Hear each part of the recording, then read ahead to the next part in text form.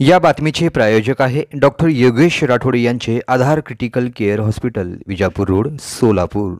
दादा, तू माझ्यासाठी मानलेला भाऊ नाहीस रे, तू माझ्या सख्या भावापेक्षा जास्त आहेस, असे स्टेटस मयत मुलीने तर दुसऱ्या स्टेटसमध्ये माँ है तो मुमकिन है शहनशाह होना, माँ के आंचल से बड़ा दुनिया में कोई साम्राज्य नहीं, अशी सोशल मीडियावर स्टेटस ठेवून सोलापुरातील कर्णिक नगर येथील एका बंगल्यात शहरातील रोहित ठणकेदार व अश्विनी केसापुरे या दोघा तरुण तरुणीने एकाच छताखाली ओढणीच्या साह्याने गळफास घेतली होती। आता या घटनेला वेगवेगळे वळण लागण्याची दाट शक्यता आहे।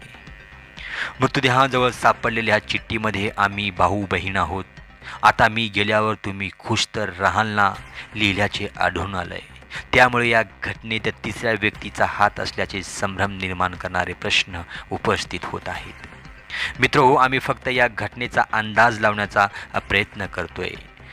खरी माहिती पोलिसांच्या चौकशीनंतरच समोर येणार आहे। तत्पूर्वी या घटनेनंतर अनेक प्रश्न उपस्थित होत आहेत। मयत मुलामुलीमध्ये प्रेमसंबंध होते की ते खरोखर भाऊ बहीण म्हणून एकमेकांना मानत होते?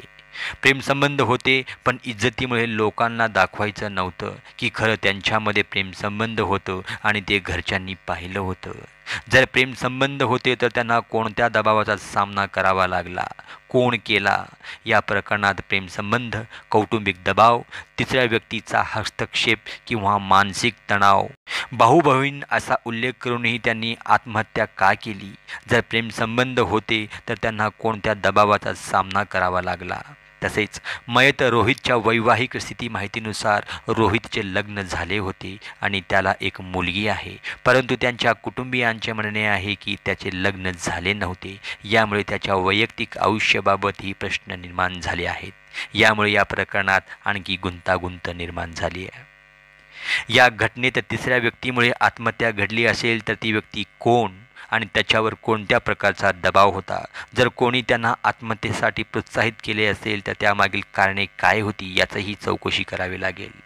सध्या सोलापूरच्या MIDC पोलिसांनी या प्रकरणाची सखोल चौकशी सुरू केली असून पोलिसांना घटनास्थळी सापडलेली चिठ्ठी आणि दोघांचे सोशल मीडिया स्टेटसचे तपासण्याचे महत्त्वाचे आधार आहे। याशिवाय नातेवाईक आणि जवळच्या व्यक्तींच्या जबाबीवरूनही पोलीस कारणांचा शोध घेत आहेत। या घटनेने दोघांच्या कुटुंबियावर दुःखाचा डोंगर कोसळला आहे। लवकरच MIDC पोलीस या गुढाचा उलगडा करण्याची आशा आहे। यानंतरच आत्महत्येमागील खरे कारण स्पष्ट होणार आहे। चॅनलवरती नवीन असाल तर चॅनलला सबस्क्राईब करा, लाईक करा आणि शेअर करा।